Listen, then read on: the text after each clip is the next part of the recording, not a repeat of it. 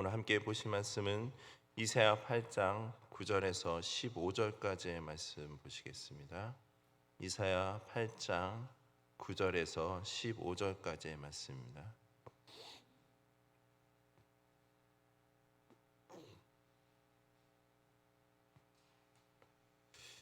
함께 교독하시고 마지막 15절은 함께 합독하겠습니다. 너희 민족들아 함성을 질러 보아라. 그러나 끝내 패망하리라. 너희 먼 나라 백성들아 들을지니라. 너희 허리를 동이라. 그러나 끝내 패망하니라. 너희 허리에 띠를 띠라. 그러나 끝내 패망하니라.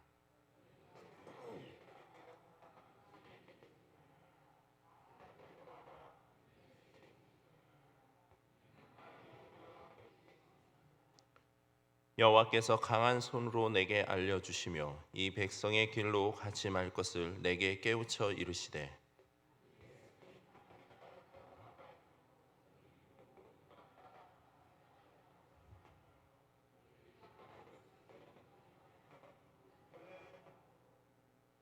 만군의 여호와 그를 너희가 거룩하다 하고 그를 너희가 두려워하며 무서워할 자로 삼으라.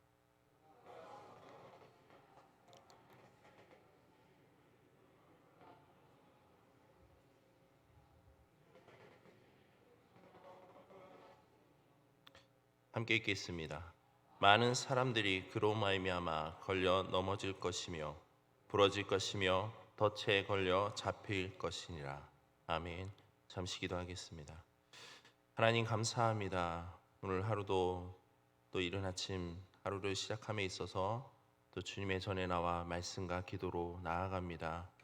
주님, 오늘도 우리에게 하루를 살아감에 있어서 어떠한 삶을 살아야 될지, 또한 온전히 무엇을 붙잡고 나아가야 될지 주의 말씀을 통해서 은혜를 부어주시고, 그 말씀을 통해 삶을 살아갈 때 나의 의가 아닌 오직 하나님의 의가 증거될 수 있도록 하나님께서 함께하여 주시옵소서. 오늘도 우리가 함께 기도하며 또 주님 앞에 나아갑니다. 우리의 연약한 심령을 주님께서 위로하여 주시옵소서. 감사드리며 예수님의 이름으로 기도드립니다. 아멘.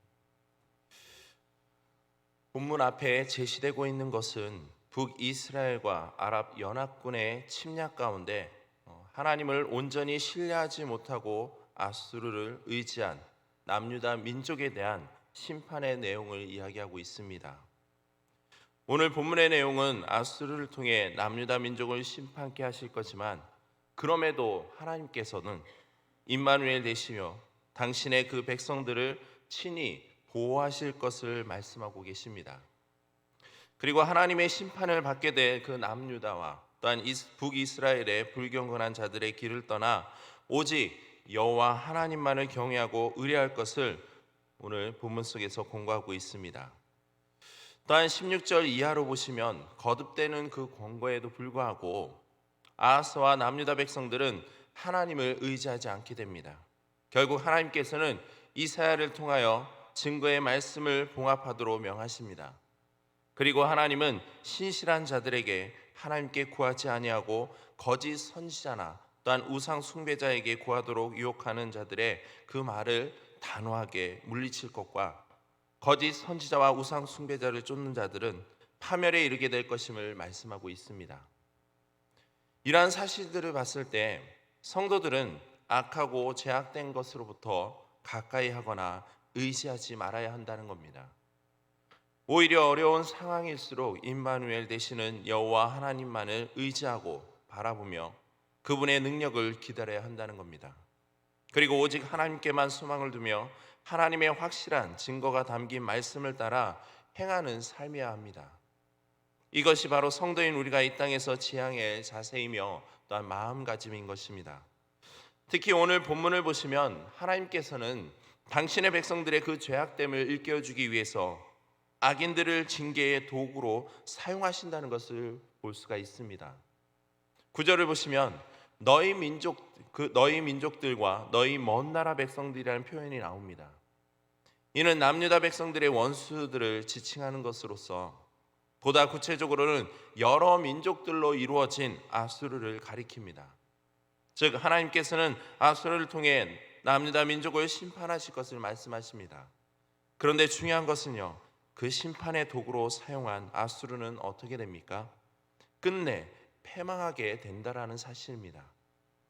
결국 망하는 것은 유다가 아니라 바로 아수르라는 겁니다.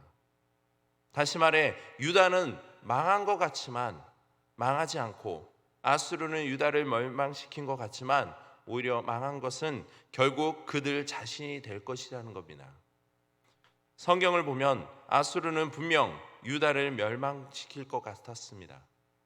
온 유다를 함락한 아수르 군대는 예루살렘을 겹겹이 포위하게 됩니다.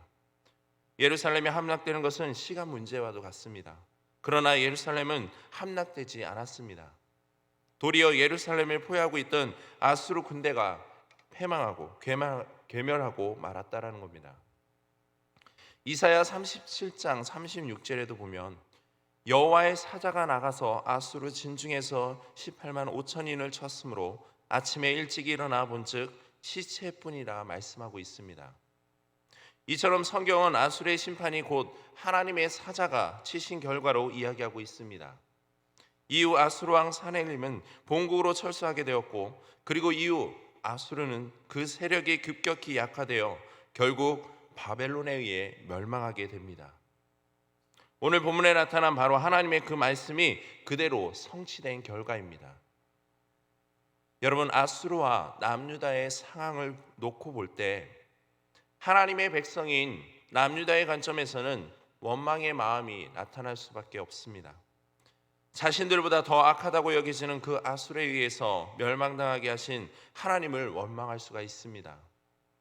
심지어 하박국 선지자는 어찌하여 의로우신 하나님께서는 악한 바벨론과 같은 그 민족이 하나님의 백성들을 핍박하는데 왜 그냥 보고만 있냐는 원망의 소리를 하기도 합니다.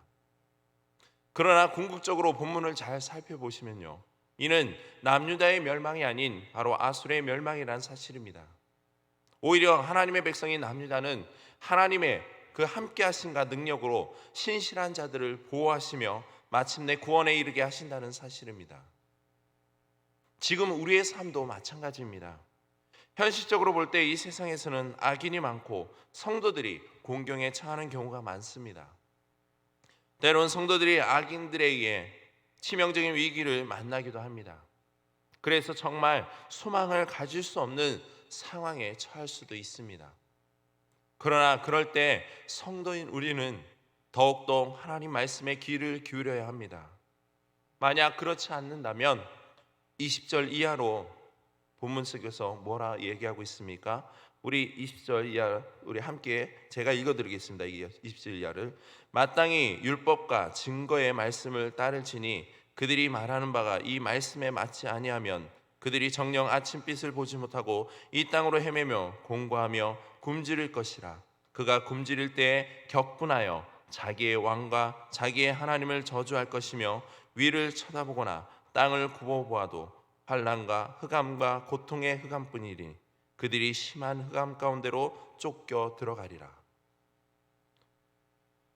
마땅히 율법과 증거의 말씀을 따를지라는 말씀, 이는 율법과 증거의 말씀이라는 동일한 그 의미의 서로 다른 표현을 사용하므로 하나님의 계시를 반드시 따라야 함을 강조하는 것으로서 이를 따르고 순종할 때야 비로소 이스라엘은 하나님의 백성다운 삶을 행할 수 있다라는 겁니다. 그러나 따르지 않는다면 본문은 말합니다. 이 땅으로 헤매며 공고하며 굶주릴 것이라고.